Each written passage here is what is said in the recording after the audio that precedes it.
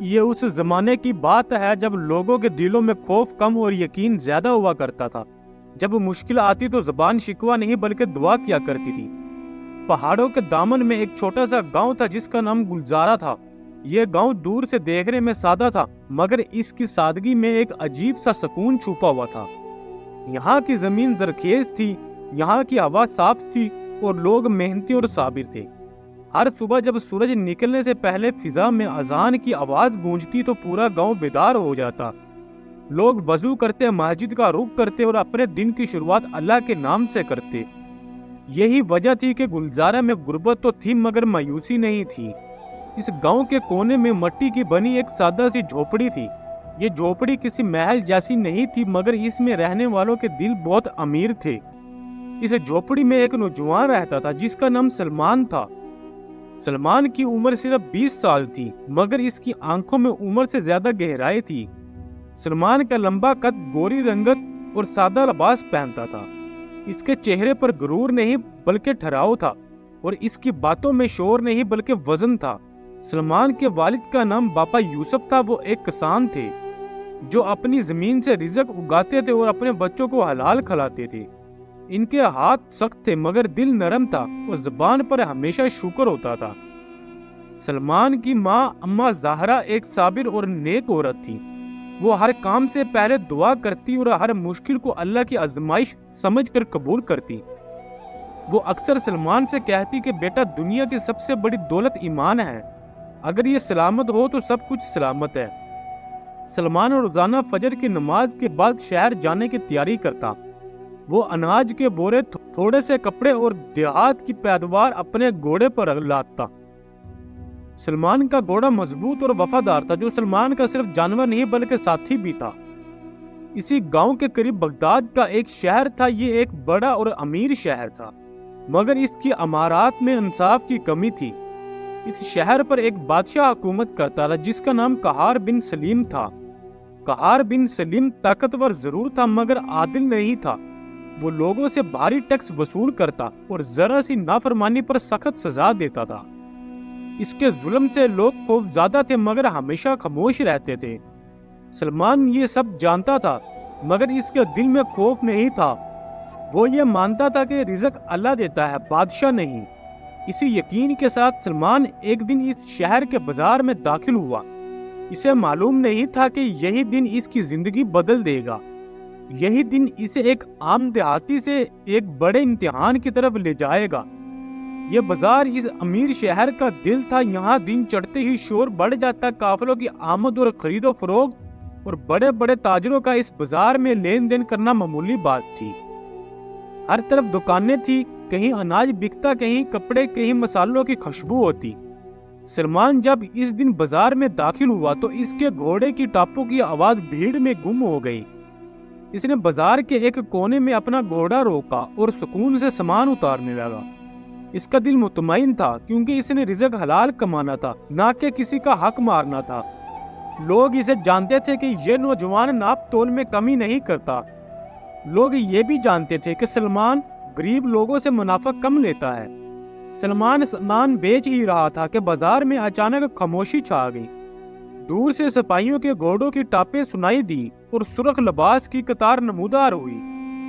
بادشاہ قہار بن سلیم اپنے گھوڑے پر سوار بازار میں داخل ہو رہا تھا۔ اس کے چہرے پر غرور تھا اور آنکھوں میں سختی۔ اس کے ساتھ وزراء، درباری اور مسلح سپاہی تھے جو لوگوں کو راستے سے ہٹا رہے تھے۔ ایک سپاہی نے سلمان کے گھوڑے کی لگام پکڑ لی۔ اس نے سخت آواز میں کہا کہ یہ جگہ خالی کرو، بادشاہ گزرے گا۔ سلمان نے ارد گرد دیکھا، بازار بھرا ہوا تھا اور ہٹنے کی کوئی جگہ نہ تھی۔ سلمان نے ادب کے ساتھ مگر مضبوط لہجے میں کہا کہ یہ بازار سب کے لیے ہے۔ اس نے کہا کہ وہ ٹیکس ادا کر چکا ہے اور کسی کا راستہ نہیں روکا۔ اس کی آواز میں نہ بدتمیزی تھی اور نہ خوف، صرف سچ تھا۔ یہ بات بادشاہ کے کانوں تک پہنچی۔ قہار بن سلیم نے گھوڑا روکا اور سلمان کی طرف دیکھا۔ اس کی آنکھوں میں غصہ ابھر آیا کیونکہ اسے سچ سننے کی عادت نہیں تھی۔ بادشاہ نے سپاہی سے پوچھا کہ یہ کون ہے جو میرے سامنے بولنے کی جرت کر رہا ہے؟ سپاہی نے بتایا کہ یہ ایک دیہاتی تاجر ہے جو سامان بیچنے آیا ہے۔ بادشاہ نے طنزیہ مسکراہٹ کے ساتھ سلمان کو اپنے قریب بلایا۔ سلمان نے سر جھکایا مگر نظر نہیں چرائی۔ اس نے دل میں اللہ کو یاد کیا اور قدم آگے بڑھا دیا۔ بادشاہ نے کہا کہ تم نے ٹیکس کم دیا ہے اور قانون توڑا ہے۔ سلمان نے پرسکون انداز میں جواب دیا کہ اس نے پورا ٹیکس ادا کیا ہے۔ اس نے یہ بھی کہا کہ اگر کہیں غلطی ہوئی ہے تو وہ حساب دکھانے کو تیار ہے۔ بادشاہ کا غصہ بڑھ گیا کیونکہ سلمان جھک تو رہا تھا مگر ٹوٹ نہیں رہا تھا۔ بادشاہ نے بلند آواز میں کہا، یہاں قانون وہ ہے جو میں کہوں۔ بازار کے لوگ خاموشی سے یہ منظر دیکھ رہے تھے۔ سلمان نے آہستہ مگر واضح انداز میں کہا کہ قانون طاقت سے نہیں انصاف سے زندہ رہتا ہے۔ ظلم وقتی ہوتا ہے مگر سچ ہمیشہ باقی رہتا ہے۔ یہ الفاظ بازار میں گونج بن کر پھیل گئے۔ بادشاہ کا چہرہ سرخ ہو گیا۔ اس نے سپاہیوں کو حکم دیا کہ سلمان کو گرفتار کر لیا جائے۔ لوہے کی گرفت سلمان کے بازوؤں پر پڑی اور بازار میں سناٹا چھا گیا۔ سلمان نے نہ چیخ ماری اور نہ مزاحمت کی۔ اس نے صرف دل ہی دل میں دعا کی اور اللہ پر بھروسہ رکھا۔ اسی لمحے محل کی بالکونی سے یہ منظر دیکھا جا رہا تھا۔ وہاں ایک لڑکی کھڑی تھی جس کا نام نور حیا تھا۔ یہ بادشاہ کی بیٹی تھی جس کے دل میں انصاف زندہ تھا۔ نور حیا نے دیکھا کہ ایک بے گناہ نوجوان کو صرف سچ بولنے پر قید کیا جا رہا ہے۔ اس کے دل میں ایک چبھن سی اٹھی اور آنکھیں بھر آئی۔ اس نے دیکھا کہ ظلم صرف شہر میں نہیں بلکہ اس کے اپنے گھر میں ہے۔ سلمان کو قید خانے کی طرف لے جایا گیا۔ قید خانہ بادشاہ کے محل کے نیچے واقع تھا۔ یہ جگہ سورج کی روشنی سے مرہون تھی اور دیواروں پر نمی اور اداسی بسی ہوئی تھی۔ لوہے کی سلاخیں، ٹھنڈی زمین اور خاموشی جو دل تک اتر جاتی تھی۔ سلمان کو جب وہاں ڈالا گیا تو دروازہ زور سے بند کر دیا گیا۔ تالے کی آواز اندھیرے میں گونج کر ختم ہو گئی۔ اب وہاں صرف سلمان تھا اور اس کا یقین۔ اس نے دیوار کے ساتھ ٹیک لگا کر بیٹھتے ہوئے آنکھیں بند کی۔ اس کے دل میں خوف نہیں تھا، صرف ایک سوال تھا کہ سچ کی قیمت اتنی بھاری کیوں ہوتی ہے۔ قید خانے کی آواز سرد تھی لیکن اسے معلوم تھا کہ اللہ کی مدد ہمیشہ صبر کے ساتھ آتی ہے، اور خاموشی سے دعا میں مشغول ہو گیا۔ اوپر محل میں اس رات سکون نہیں تھا۔ شہزادی نور حیا اپنے کمرے میں بے چین ٹہل رہی تھی۔ اس کے ذہن میں بار بار سلمان کا پرسکون چہرہ آ رہا تھا۔ اس نے پہلی بار اپنے والد کے فیصلے پر دل سے سوال اٹھایا تھا۔ اس نے سوچا کہ اگر یہ نوجوان غلط تھا تو اس کی بات میں اتنا وزن کیوں تھا؟ اگر یہ بے گناہ تھا تو پھر خاموش رہنا ایک جرم ہے۔ ملکہ سدرا نے بیٹی کی آنکھوں میں اضطراب دیکھ لیا۔ انہوں نے نرمی سے پوچھا کہ کیا بات ہے جو تمہیں سونے نہیں دے رہی؟ نور حیا نے لرزتی آواز میں کہا کہ آج ایک بے گناہ کو قید کیا گیا ہے۔ ملکہ سدرا نے اپنی بیٹی نور حیا کو کہا کہ ظلم جب گھر میں ہو تو سب سے زیادہ تکلیف دیتا ہے۔ ملکہ سدرا نے کہا، بیٹا تمہارا باپ قہار بن سلیم طاقتور ہے مگر اس کا دل اندھا ہو چکا ہے۔ انہوں نے بیٹی کے سر پر ہاتھ رکھا اور کہا، سچ کا ساتھ دینا آسان نہیں ہوتا۔ اگلی صبح دربار لگا۔ قہار بن سلیم تخت پر بیٹھا تھا مگر اس کے چہرے پر سکون نہیں تھا۔ وہ بار بار سلمان کے الفاظ کو یاد کر رہا تھا۔ اسی دوران شہر میں ایک اور ہلچل مچ گئی۔ خبر پھیلی کہ شہزادی نور حیا محل سے باہر سیر کو گئی ہے اور واپس نہیں لوٹی۔ سپاہی پریشان ہو گئے، دربار میں شور مچ گیا اور محل میں قہرم برپا ہو گیا۔ قہار بن سلیم کا رنگ اڑ گیا۔ اس نے غصے اور خوف میں حکم دیا کہ شہر کے دروازے بند کر دیے جائیں، ہر گلی ہر راستہ چھان مارا جائے، مگر شہزادی کا کوئی نشان نہ ملا۔ چند ہی گھنٹوں میں ایک پیغام آیا۔ پیغام میں لکھا تھا کہ اگر بادشاہ اپنی بیٹی کو زندہ دیکھنا چاہتا ہے تو ایک قیدی کو رہا کرے۔ اس قیدی کا نام سلمان تھا۔ بادشاہ نے غصے میں کاغذ مروڑ دیا۔ اس نے چیخ کر کہا کہ یہ سب اسی دیہاتی کی سازش ہے۔ قید خانے میں سلمان کو خبر دی گئی کہ اس پر الزام ہے کہ شہزادی کے اغوا ہونے میں اس کا ہاتھ ہے۔ سلمان نے سر اٹھا کر صرف اتنا کہا کہ اللہ سچ جانتا ہے۔ اس کے چہرے پر حیرت تھی مگر گھبراہٹ نہیں تھی۔ ادھر شہزادی نور حیا ایک پہاڑی غار میں قید تھی۔ وہ ڈری ہوئی ضرور تھی اور وہ دعا کر رہی تھی کہ اگر اس قید کی وجہ سے کسی بے گناہ کی جان بچتی ہے تو یہ قید بھی قبول ہے۔ وہ نہیں جانتی تھی کہ اس کا صبر ایک بڑی جنگ کا آغاز بننے والا ہے۔ قید خانے کی دیواریں اس دن پہلے سے زیادہ خاموش تھی۔ سلمان زنجیروں میں جکڑا زمین پر بیٹھا تھا۔ وہ جانتا تھا کہ الزام جتنا بھی بھاری ہو، سچ اس سے زیادہ مضبوط ہوتا ہے۔ سپاہی آتے جاتے اسے گھورتے تھے، کچھ کے دل میں شک تھا اور کچھ کے دل میں خوف۔ کوئی بھی یقین سے نہیں کہہ سکتا تھا کہ سلمان مجرم ہے۔ اوپر محل میں بادشاہ قہار بن سلیم بے چین ہو رہا تھا۔ وہ تخت پر تو بیٹھا تھا مگر اس کے دل میں موجود بیٹی کی جدائی نے اس کے غرور کی دیوار میں پہلی بار دراڑ ڈال دی تھی۔ ملکہ سدرا خاموشی سے یہ سب دیکھ رہی تھی۔ انہوں نے بادشاہ سے نرمی سے کہا کہ اگر سلمان بے گناہ ہوا تو اسے ظلم کا حساب کون دے گا؟ بادشاہ نے جواب نہ دیا کیونکہ دل کے کسی کونے میں اسے بھی شک ہو چکا تھا۔ ادھر جنگل کی پہاڑی غار میں شہزادی نور حیا قید تھی۔ ڈاکو سردار حسن خونخوار اسے بار بار ڈرانے کی کوشش کر رہا تھا۔ وہ چاہتا تھا کہ شہزادی خوف میں آ کر بادشاہ کے خلاف زہر اگلے، مگر نور حیا نے خوف کو خود پر حاوی نہ ہونے دیا۔ اس نے سکون سے بات کی اور کہا کہ ظلم کا انجام ہمیشہ ایک جیسا ہوتا ہے۔ شہزادی سمجھ گئی کہ حسن صرف لالچی نہیں بلکہ زخمی دل والا انسان ہے۔ شہزادی نے حسن کو کہا کہ ظلم کا بدلہ ظلم نہیں بلکہ انصاف ہوتا ہے۔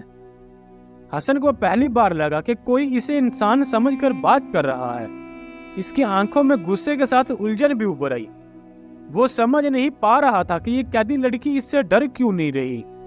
اسی رات شہر میں ایک بوڑھا سپاہی سلمان کے پاس آیا۔ وہی سپاہی تھا جس نے بازار میں سلمان کو گرفتار کیا تھا۔ اس نے دھیمی آواز میں کہا، میرا دل گواہی نہیں دیتا کہ تم مجرم ہو۔ سلمان نے اس کی طرف دیکھا اور کہا کہ سچ کو کسی گواہی کی ضرورت نہیں ہوتی، اللہ خود سب سے بڑا گواہ ہے۔ بوڑھے سپاہی نے سلمان کو بتایا کہ اغوا کا منصوبہ حسن نے بنایا تھا اور بادشاہ کے چند وزیر بھی اس سازش میں شامل ہیں۔ یہ سن کر سلمان نے دل میں شکر ادا کیا۔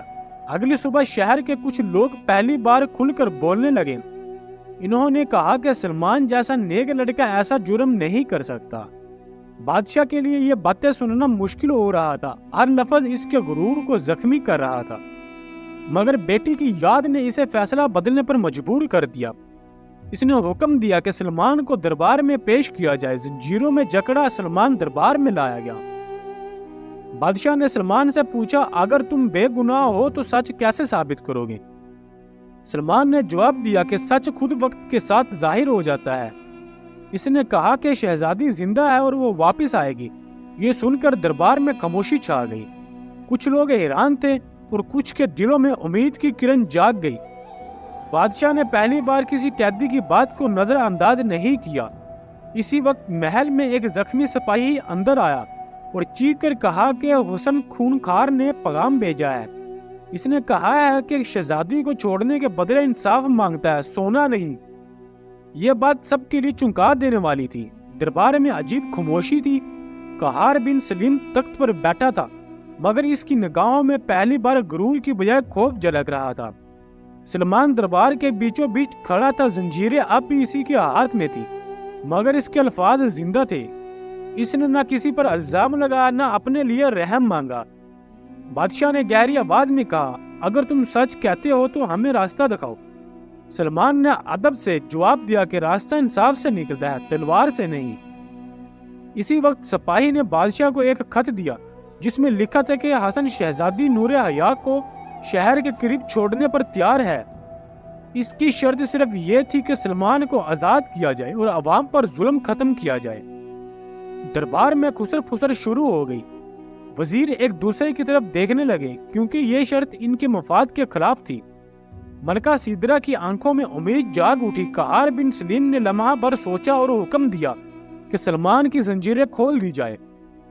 لوہے کی بیڑیاں جب زمین پر گری تو سلمان نے سر جھکایا اور شکر ادا کیا اور کہا کہ آزادی اس کے لیے نہیں بلکہ سچ کے لیے ضروری تھی۔ شام ڈھلنے سے پہلے شہزادی نور حیا واپس محل میں پہنچ گئی۔ اس نے آتے ہی اپنے والد کو دیکھا اور خاموشی سے سر جھکا دیا۔ بادشاہ نے اپنی بیٹی کو سینے سے لگایا اور پہلی بار اس کی آنکھوں سے آنسو بہنے لگے۔ اس دن قہار بن سلیم نے دربار میں سب کے سامنے اعلان کیا۔ اس نے کہا کہ جو ظلم ہوا ہے وہ اس کی کمزوری تھی، نہ کہ بادشاہی کی شان۔ اس نے ٹیکس کم کرنے اور بے گناہوں کو رہا کرنے کا حکم دیا۔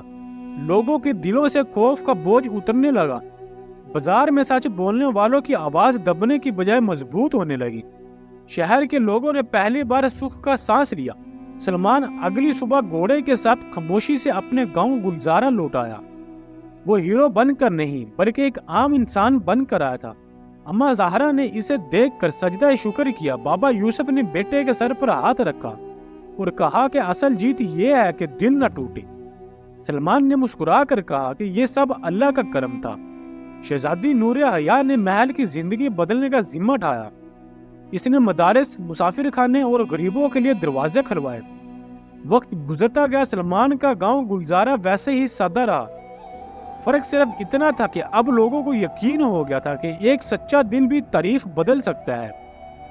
یہ کہانی کسی بادشاہ کی نہیں، یہ کہانی طاقت کی نہیں، یہ کہانی اس یقین کی ہے جو بغیر شور کے ظلم کے مقابل کھڑا ہو جاتا ہے۔ کیونکہ سچ اگر خاموش بھی ہو تو ہارتا نہیں، اور ایمان اگر زندہ ہو تو قید میں بھی آزاد رہتا ہے۔ اس طرح اس کہانی کا اہتمام ہوتا ہے۔ پوری کہانی سننے کے لیے آپ سب دوستوں کا بہت شکریہ۔ آپ کو یہ کہانی کیسی لگی پلیز کمنٹس میں اپنی رائے دیں، اور ہمارا channel story T V official کو سبسکرائب کریں، بیل آئیکن کا بٹن دبائیں تاکہ ہر آنے والی نئی ویڈیو بآسانی آپ تک پہنچتی رہے۔